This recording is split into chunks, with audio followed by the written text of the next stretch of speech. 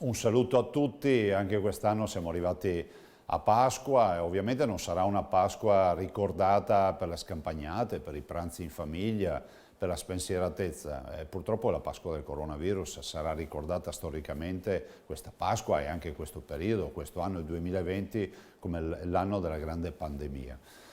Il mio pensiero in questo momento non può che andare a tutti coloro che hanno perso la vita, e sono tanti, sono oltre 800 in questo momento le persone che hanno perso la vita in Veneto, e ovviamente alle loro famiglie. E in un momento come questo mi sento di ringraziare veramente coloro che combattono in prima linea, che hanno combattuto, combattono e combatteranno in prima linea, che sono i nostri medici ospedalieri, i medici di base, ma sono tutti gli infermieri, gli operatori sociosanitari, gli amministrativi, coloro che si occupano della sanificazione e delle pulizie dei nostri ospedali, ma anche tutti i volontari. Quanti volontari si sono messi a disposizione? Centinaia, migliaia di volontari che fanno parte di questa grande squadra che vuole portare fuori da questa tragedia ovviamente tutto il popolo veneto. In questo contesto vanno ricordati anche i grandi sacrifici che sono stati fatti, sono i sacrifici che fanno i cittadini.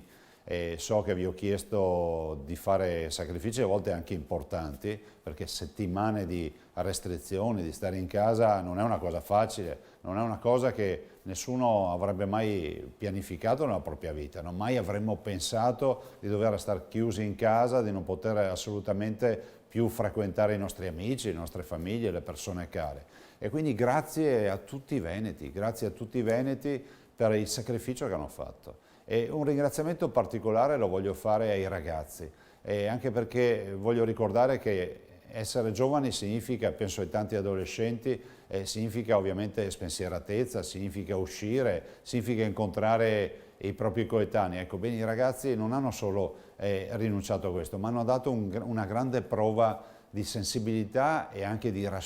responsabilità, e penso che questo debba essere sottolineato. Io la voglio ricordare ovviamente questa tragedia anche come la tragedia della grande responsabilità dei cittadini, in particolar modo dei giovani, i giovani che hanno sacrificato ancora più degli altri la loro vita, il loro tempo libero, la loro voglia di uscire. Quindi grazie veramente di cuore a tutti i cittadini, in particolar modo ai giovani. In questo contesto ovviamente abbiamo anche l'occasione di ricordare che grazie alle restrizioni e alla grande civiltà che hanno dimostrato i veneti, oggi possiamo dire che questo grande lavoro ha dato come beneficio, come risultato, l'attenuazione della tensione nei nostri ospedali, possiamo dire che sono diminuite le presenze nelle terapie intensive e soprattutto un indicatore: stanno aumentando i dimessi e stanno diminuendo i ricoveri. Vuol dire che quel dato importante, dimessi e ricoveri, oggi sappiamo che sono più le persone che vengono dimesse dall'ospedale da quelle che vengono ricoverate. E in tutto questo contesto ci si muove ancora con attenzione. La mia preghiera è di seguire ancora le indicazioni che ci saranno, pian piano avremo sempre meno indicazioni,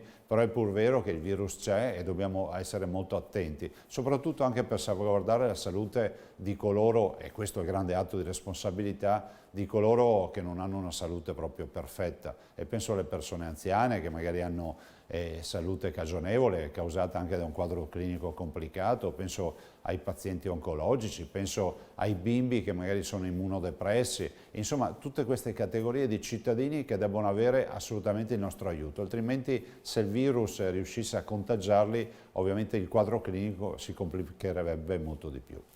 E ringrazio veramente di cuore tutti voi e ringrazio anche coloro che hanno fatto le donazioni. Sono oltre 30.000 persone in Veneto che hanno donato qualcosa, dall'euro ai milioni di euro, e penso che io in questo momento voglio ringraziare ognuno di voi, ognuno dei veneti che ha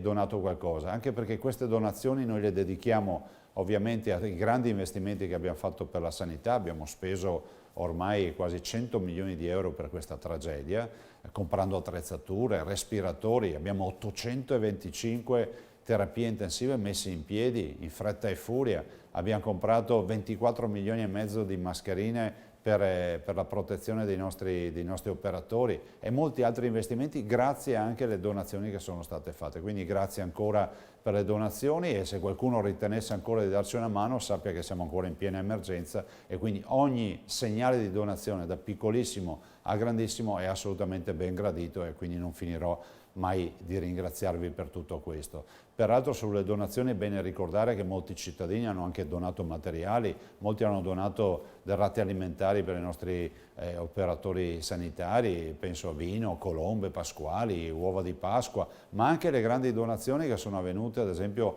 dal mondo del turismo, i 1000 pacchetti turistici di una settimana per i nostri operatori sanitari e molto altro ancora. Non posso non ricordare ad esempio molti imprenditori che hanno deciso di acquistare blocchi di terapia intensiva, respiratori e altro materiale. Insomma, una chiamata di popolo che come al solito in Veneto si fa alla grande, dimostrando che la solidarietà qui è di casa. Non a caso una persona ogni 5 in Veneto fa volontariato. Infine chiudo ovviamente con questi ringraziamenti con i miei auguri pasquali. Spero che questa Pasqua per quanto possibile possa essere trascorsa quantomeno con un minimo di serenità, nonostante tutto quello che sta accadendo attorno a noi. Come dico sempre io, solo i pessimisti non fanno fortuna, anche questa tragedia se ne andrà. E possiamo dire che abbiamo fatto l'impossibile, faremo ancora l'impossibile per fare in modo di curare al meglio tutti i veneti. Il nostro sistema sanitario ha dimostrato assolutamente di reggere bene, il nostro sistema sanitario ha gestito tutta questa tragedia nell'ambito del pubblico, quindi con i nostri 68 ospedali, con tutto quello che sono i nostri uomini e donne della sanità, e per cui io penso che non sarà una grande Pasqua, questo è certo, però dobbiamo guardare al futuro con positività. Dopo la pioggia viene sempre il sereno, per cui auguro a tutti veramente una buona Pasqua e una buona Pasquetta.